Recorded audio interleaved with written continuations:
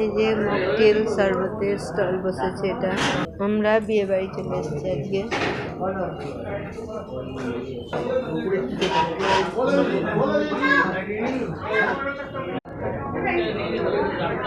এই যে মকটেল শরবতের স্টল বসেছে। এটা আমরা বিয়ে বাড়ি চলে এসেছি আজকে।